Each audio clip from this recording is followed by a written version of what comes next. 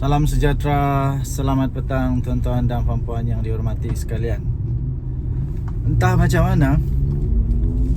macam mana saya pun tidak pasti, tapi tiba-tiba muncul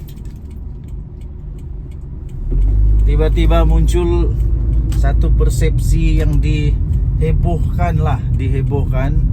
Kononnya Rafizi letak jawatan lah, kononnya Rafizi ambil cuti panjang lah, kononnya Rafizi kecewa akhirnya letak jawatan sebagai menteri. Aduh, kenapalah benda begini pun boleh jadi sensasi. Orang cuti pun susah. Kamu ingat Rafizi apa? Kamu ingat Rafizi itu robot kah? Tidak payah berehat. Kamu ingat Rafizi itu walaupun dia hebat-hebat pun dia tetap manusia juga. Dia itu bukan mesin yang masuk duit RM1 lepas tu boleh buat kerja non-stop. Bukan, dia perlu rehat. Jadi tuan-tuan dan puan yang dihormati sekalian, Rafizi sebenarnya tidak pun ada perasaan mau letak jawatan. Dia tidak letak jawatan, dia cuma bercuti. Tapi sekarang telah pun disahkan bahawa Rafizi sudah pun bekerja semula. Dia sudah datang kerja balik dah. Dia sudah balik kerja. Jadi bagi mereka yang mau tengok Rafizi letak jawatan ke apakah, minta maaf belum masanya. Rafizi menjalankan tugas dia dengan baik. Jadi belum masanya dia tidak akan letak jawatan. Okey. PKR lagipun, PKR ni bukan macam parti lain tau. Bila tidak dapat jawatan je, adalah merajuk lah, adalah mau pindah parti lah, macam-macam lah. Macam-macam. Jadi PKR atau Rafizi bukan begitu. Saya bukan nak backing dia, apakah saya bukan peminat Rafizi pun. Bukan, tapi saya hanya mau bagi tahu kebenaran bahawa Rafizi tidaklah mana ada dia letak jawatan ke, merajuk ke, tidak. Malah ada satu gambar baru-baru ini yang telah menjadi berita di Arus Perdana, di mana Rafizi ada gambar bersama dengan Perdana Menteri lagi pun, sama-sama duduk dengan seorang orang penting dunia, kalau tidak silap daripada Jepun tu. Jadi itu buktinya bahawa Rafizi tidak pun macam yang digembar-gemburkan mau letak jawatan kah. Tidak. Okey, jadi tuan-tuan dan puan-puan yang dihormati sekalian, kalaupun Rafizi mau letak jawatan, tiada apa-apa berlaku pun dengan kerajaan. Kerajaan perpaduan, kerajaan madani tetap yang berkuasa. Walaupun letak jawatan Rafizi, Perikatan Nasional tetap tidak akan menjadi kerajaan juga. Itu dia punya apalah, dia punya kepastian. Okey, dia punya kepastian. Okey. Jadi kenapa rasanya ada orang yang mau dia letak jawatan? Bagi anda yang tahu, bagi anda yang ada idea, bagi anda yang ada pendapat, bolehlah sisipkan di ruang komen. Agak-agaknya kenapalah disebut Rafizi letak jawatan konon? Siapa yang mau Rafizi letak jawatan? Siapa yang mau tengok Rafizi letak jawatan? Mungkin kamu ada pengetahuan kah, kamu ada maklumat, ada info kah, ada komen kah? Silalah di ruang komen. Okey? Dan Nadi Suara Rakyat bergema di channel ini. Jangan lupa tekan butang subscribe, like dan share. Kita jumpa lagi. Bye-bye. Salam sejahtera, selamat petang sekali lagi tuan-tuan dan puan yang dihormati sekalian. Pada hari ulang tahun anniversary ke-31 APCO baru-baru ini, saya interview salah seorang generasi muda yang ada di Sabah, dan ini saya sisipkan dia punya komen tentang APCO.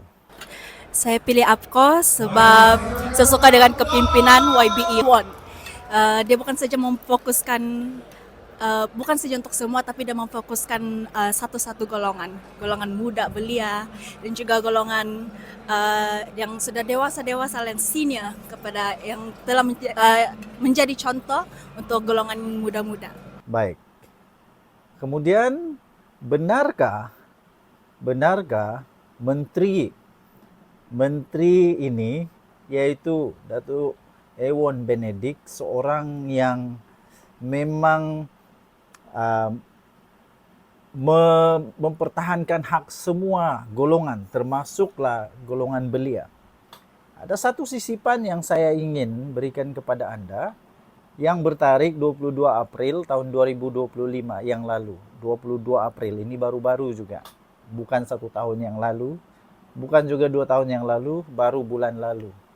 Yaitu satu program di mana beliau telah melawat pameran dan menyantuni siswa-siswi yang menghadiri program Co-op Talk Menteri dan Siswa 2025 di mana di Universiti Teknologi Mara UiTM Shah Alam.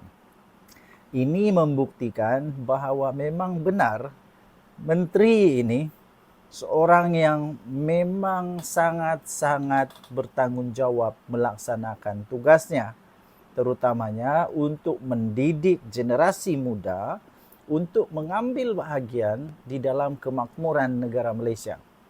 Persoalannya mudah saja. Bagaimana kita di Sabah?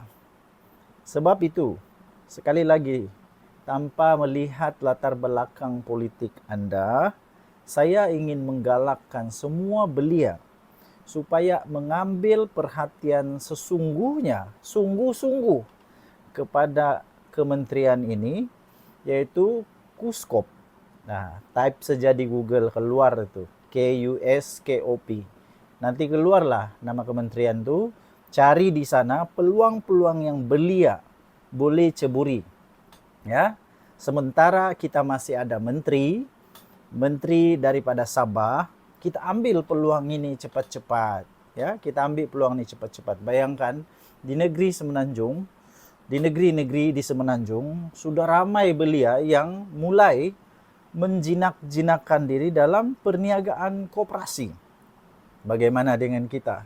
Kerana itu belia-belia sekalian, sementara kita ada seorang menteri yang memang berfikiran seperti orang muda seperti Anda dan saya, ambil peluang ini cepat-cepat.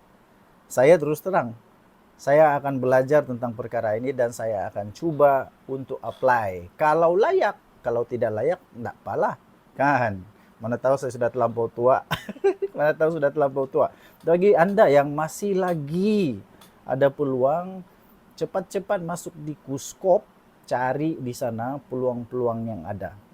Saya sangat bersyukur kerana kita ada seorang menteri dari Sabah, menteri penuh di Kabinet Malaysia yang dapat menjalankan tugas dengan baik sebagai menteri.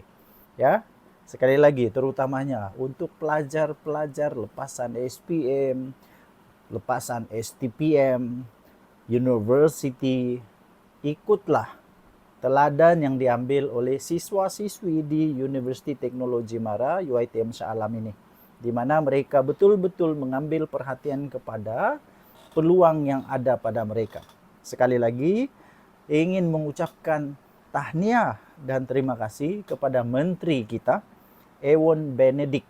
Ya, menteri yang masih muda, bertenaga, sungguh bersemangat dan sungguh-sungguh mau membantu rakyat negeri Sabah, terutamanya para belia.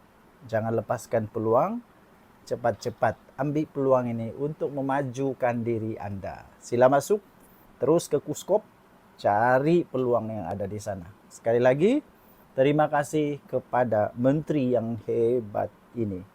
Oke? Apapun pilihan politik Anda, kita di negara demokrasi, pilihlah mana yang kamu mau, tidak paksa pun untuk kamu, tapi pilihlah yang boleh bekerja. Carilah pemimpin yang betul-betul boleh kerja, yang bukan hanya cakap temberang. Oke?